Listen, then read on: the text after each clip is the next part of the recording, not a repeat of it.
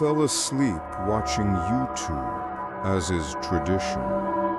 Finals week, caffeine overload, my brain totally fried. You know the drill. The last thing I recall was a random video playing while I was face down on the pillow. When I woke up, the room was bright, my mouth was bone dry, and my phone, still on the nightstand, was recording. The red dot timer had stopped at 2 hours and 12 minutes.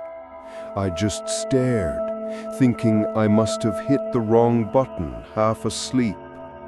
The camera app was open, pointed straight at the ceiling, like I'd filmed a documentary about drywall.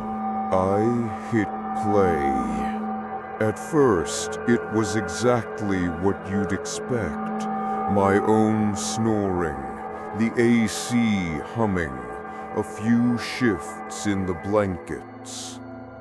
Then, right around 3:15 a.m., a sharp click. The sound of my front door latch, clear as day. My apartment is tiny. The door is maybe 5 steps from my bed. I cranked the volume up and heard footsteps on the linoleum. 2 pairs, one heavy, one quicker. No talking, then a low whisper. He's still asleep. I stopped the video so fast I dropped the phone. I sat there, paralyzed, listening to the actual silence of the room. I hit play again. Drawers opening, furniture shifting. They were moving carefully, professionally, like they knew exactly where everything was. One said, TV first. The other answered, laptop next. My stomach turned. I bolted out of bed and ran to the living room. Empty. The TV stand was bare, laptop gone, drawers wide open. Everything had been searched through, but calmly, not ransacked, like experts, not kids.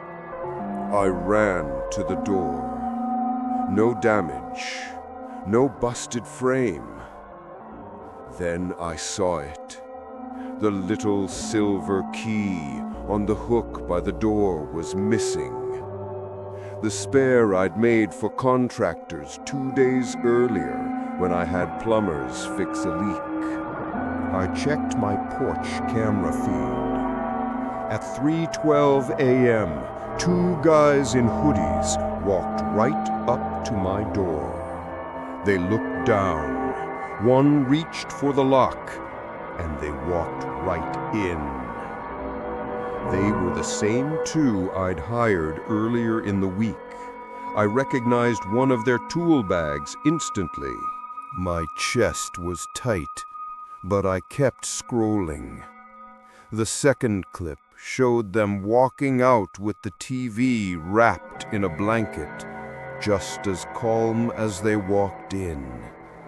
They locked it on the way out. My hands shaking, I called 911. The dispatcher asked if they were still there. No, I said, just the mess. I told her I had video and knew who they were. She told me to stay outside until the officers arrived. When the police showed up, I played the phone recording. They listened, then rewound it back to the whisper. You could see their expressions change. You hired these guys recently? One asked. Yeah, 2 days ago. Gave him a key for the plumbing job. He just nodded like that was the answer. They dusted for prints, took my phone, took the porch footage, and said they'd file it as a burglary with known suspects. The older cop said, "We'll try." The younger one just said, "Change your locks." I did. New locks and no more spares. I even bought a door wedge for my bedroom because sleeping didn't feel normal anymore. The next morning, the detective called. The numbers on the invoice were disconnected. The business license belonged to a real company that had folded years ago. They'd built a fake business on top of a dead one, a front. So they came into my home twice. First, to fix a leak. Second, to rob me blind while I snored. I didn't tell my parents. I didn't want the "you should have known better" lecture. A friend posted warnings on our college group chat, but half the people didn't believe her. A few days later, I watched the video again. The whisper still hit the same way. Calm, bored, confident. He's still asleep. Like they were laughing at how easy it was. To this day, the police haven't caught them. My TV showed up at a pawn shop months later, but I never picked it up. It felt contaminated. Now, I keep things simple. No contractors without ID. No one gets a key. I used to think paranoia meant you were broken. Turns out it's just experience with better reflexes. I still have that 2-hour recording. I haven't played it again. It's a reminder. That feeling of waking up, realizing your home wasn't yours for 2 hours. Once someone moves through your space while you're unconscious, your body remembers it, even when you try not to. Now, when I go to sleep, I do a little ritual. Lock, wedge, blinds, phone. It's not about feeling safe. It's about knowing that if something ever happens again, this time I'll be awake for it.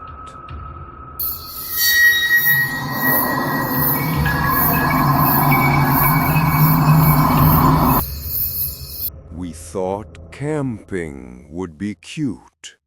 Our first trip together, pretending we knew what we were doing. By the time we zipped into the tent, it felt like a night that would end with stories, not scares. It was quiet out there. Too quiet, honestly. Just that little creek gurgling in the dark, and the tent glowing orange from our lantern. Sometime after midnight, a twig snapped. Not the wind. Wait. Then another, farther to the side. I poked his shoulder. "Babe?" he mumbled. "Babe?" I repeated, trying to make the threat feel smaller. Then there was light. A flashlight beam slid across the tent wall, right over my face. I stopped breathing so hard I heard my heartbeat in my ears. The beam hovered, then clicked off. "Silence," he whispered. "Maybe a ranger. Rangers don't sneak." The next sound was a boot scuff, then another. Not one person, two, maybe three. They were moving around the tent in slow circles. I heard low voices, too quiet to make out, just a conversational murmur. We didn't dare move. My phone had no service. The screen mocked me, SOS only. Then someone brushed the tent line close enough that the fabric quivered against my hair. I could swear I felt the vibration on my scalp. More whispering. One voice said clearly, "Backside." The words dropped into the tent like cold water. Then something pressed against the pole near my shoulder, just enough to bend it inward, testing the tension. Then the light came back. It crawled down the side and stopped on the zipper. It just sat there. Whoever held it was studying the entry point. My boyfriend reached for the personal alarm keychain. His thumb found the pin. "On 3, I mouthed. He nodded. I yanked it. The alarm shrieked so loud it ripped through the woods. High, endless. The tent lit up with a strobe, flashing like a camera at a crime scene. The footsteps scrambled back, quick, scattered. One stumbled into another, then the sound stopped moving. They were still there, waiting.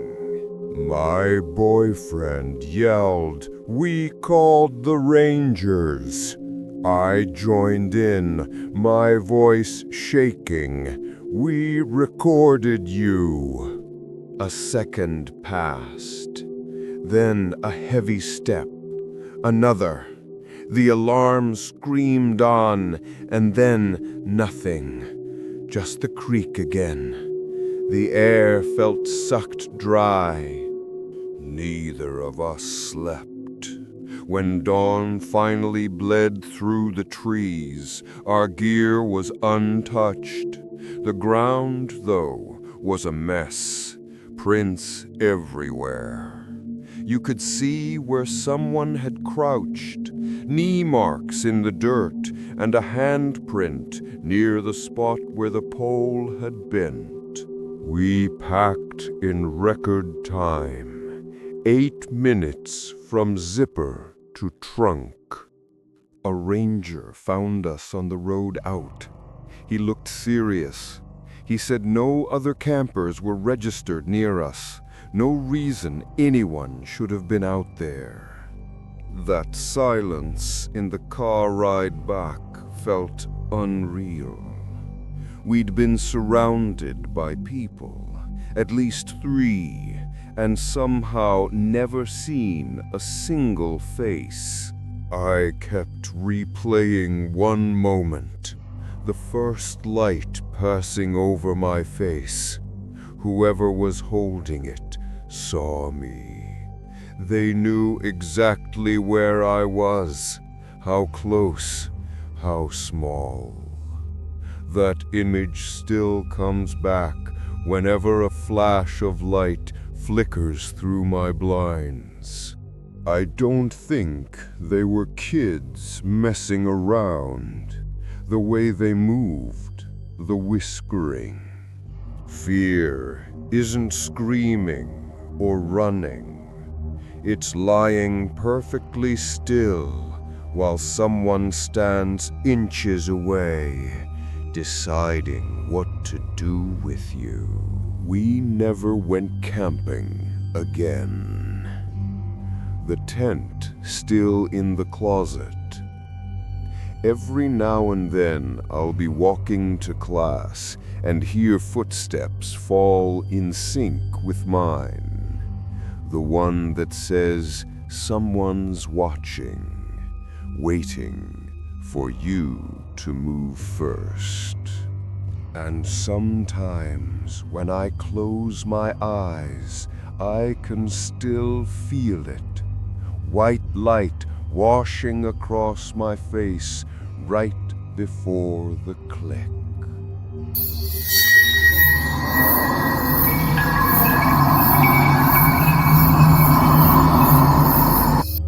Deep floors pay bonus overtime. It's just me, the H-rack, and a building that feels like it's asleep with one eye open.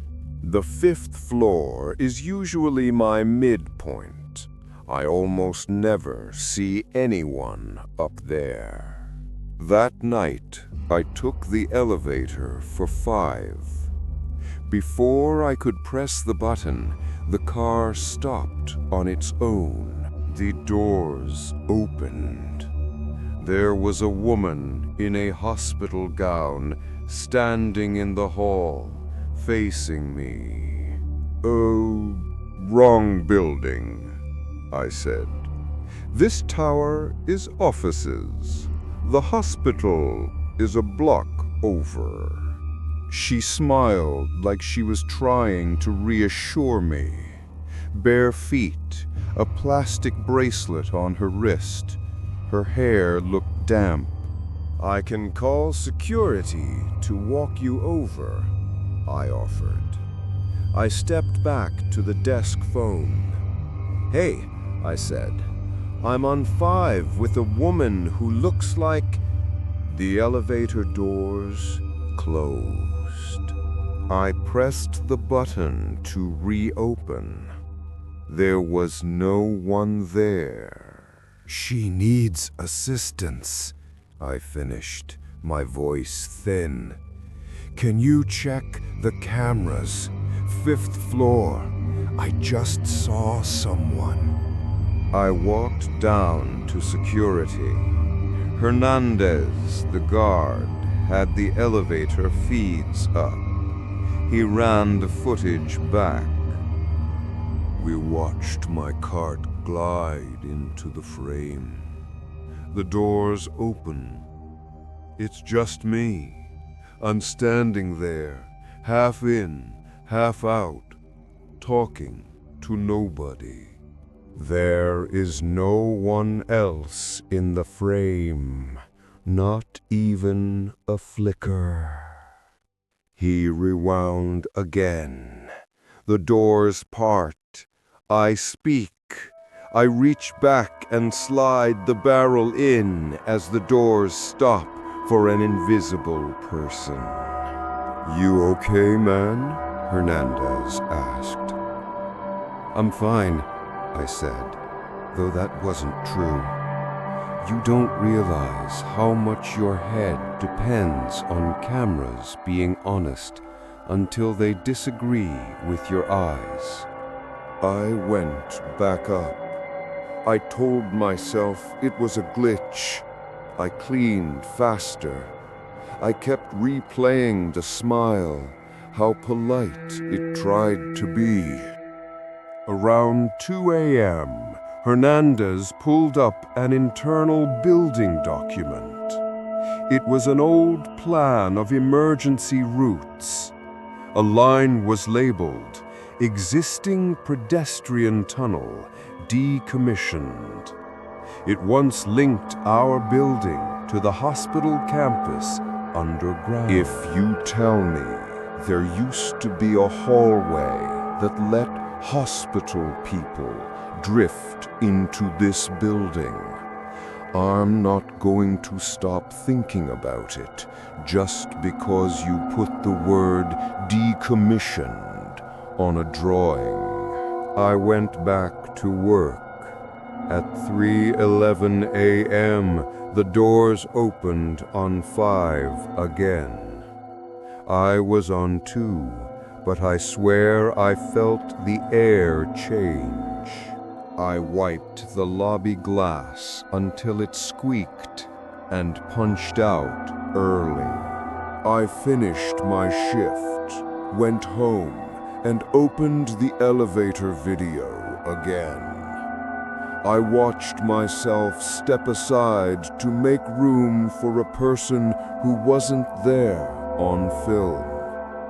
It was like being filmed, being kind to the air. Here's what stuck with me. The bracelet, a plastic tag with a barcode. The way it caught the light. But in the footage, my eyes track nothing. I went back to 5 a week later. On my way back to the elevator, I noticed something I'd never paid attention to. The corridor wall near the core had an old painted-over sign. If you angled your head, you could read the faint shape of words, tunnel level, with an arrow down. It doesn't prove anything. If anything, it just gives your fear a place to squat. I don't stand dead center in elevator cars anymore. I stand near the panel with my thumb over the close button. And when an elevator stops at a floor I didn't ask for, I let the doors open and close on their own and take the next ride. I still do nights. They pay well. I just trust my eyes and my screens equally now, which is to say, not much. I hit closed door twice, and I don't stand in the center. If these stories made you double-check your locks tonight, you're officially one of us. Smash that like button. Subscribe so you never miss the next scare. And tell me which moment got under your skin. And if you think you can handle what really happens after midnight, click now to watch 4 disturbing dead-of-night horror stories. Because when the world sleeps, that's when they start moving. Thanks for watching. Stay alert, stay safe, and I'll see you in the next nightmare.